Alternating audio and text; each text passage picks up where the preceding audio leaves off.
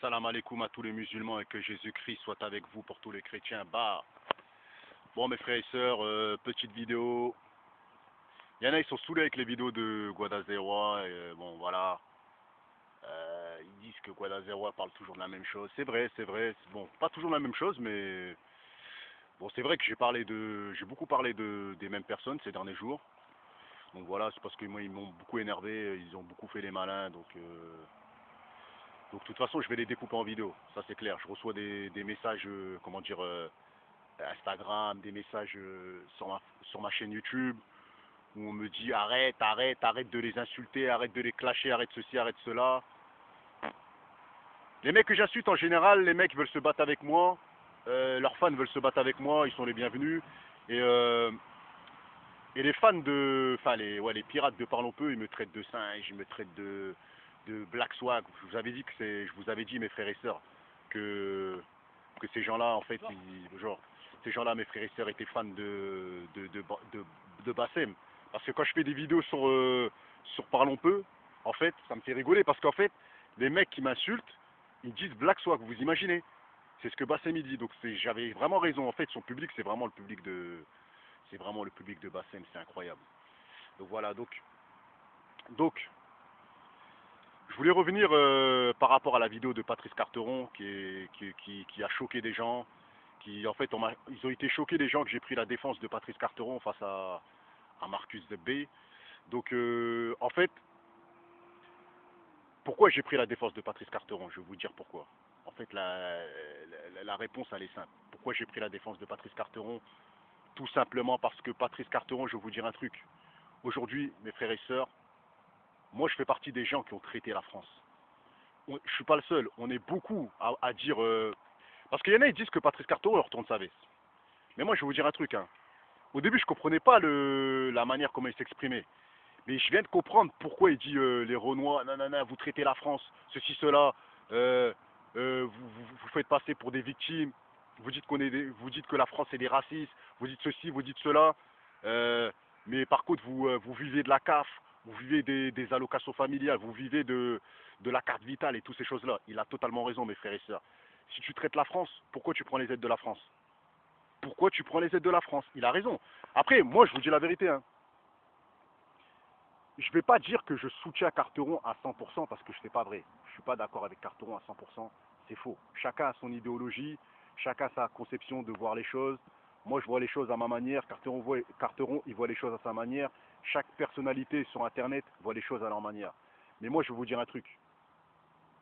Moi, personnellement, je sais ce que c'est que d'être noir. Vous voyez ce que je veux dire? J'ai conscience de ce que c'est d'être un noir en France, de subir des choses que très peu de gens vivent. Parce que quand tu es noir, mes frères et sœurs, faut le reconnaître, que c'est plus compliqué. C'est pas la même. Les blancs, ils voient pas les choses de notre manière. Vous voyez ce que je veux dire? De notre manière. Nous, vous savez qu'en France, vous prenez une ville comme Amiens où j'ai grandi, euh, vous allez tourner dans toute la ville, vous allez voir peut-être un noir qui est vendeur. Vous voyez ce que je veux dire? Vous allez voir peut-être un noir qui est vendeur, vous comprenez? Vous n'allez pas voir des Renois qui ont beaucoup d'entreprises ou des Renois qui sont bien placés. Par exemple, vous prenez, je vais vous donner un exemple. Voilà, ma soeur, elle a fait des diplômes et tout ça et tout. Elle a grandi à Amiens et tout, ma grande soeur et tout ça et tout. Et ben, elle n'a pas pu travailler dans cette ville-là parce que c'est une ville où ils n'acceptent pas de voir des Noirs à la mairie. Ils n'acceptent pas de voir des Noirs, je sais pas moi, à la poste. Ils veulent pas en fait. Tu peux postuler, mais ils te prendront pas. Ils vont te prendre en tant que caissière, peut-être. Et encore, ça, c'est vraiment si tu as des connaissances. Mais il y a des villes, mes frères et sœurs, dans le Nord, où c'est raciste à 100%, vous comprenez? Mais je comprends quand Carteron, il dit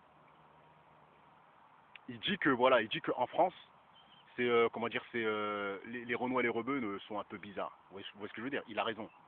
Il a raison de dire ça. Il a raison. C'est la vérité. On est chelou, mes frères et sœurs.